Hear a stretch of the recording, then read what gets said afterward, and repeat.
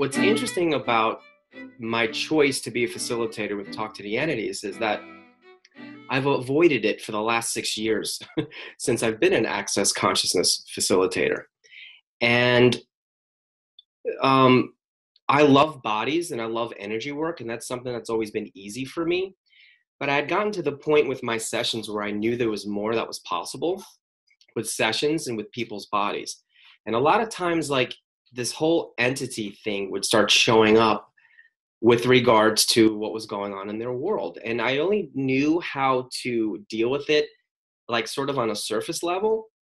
And even though I'd taken many of the entity classes, I was like a grumpy old man in the classes. It's like I sat in the back of the room with my arms folded, like, like this. And I felt like like when I was in Catholic school, when I was hearing about Adam and Eve, and I was like really angry. I'm like, how do they know that this is true? And, I was like doubting Thomas, So I avoided it and I avoided it and I avoided it. And usually when that shows up in your world, it's probably the very thing you need to really look at, right?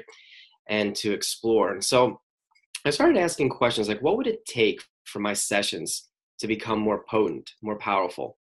And what would it take for me to take my facilitation with people, even the verbal facilitations, to another level, and to really break through people's strongholds, the areas where they're stuck, their limitations, the things that have plagued them for years and years and years.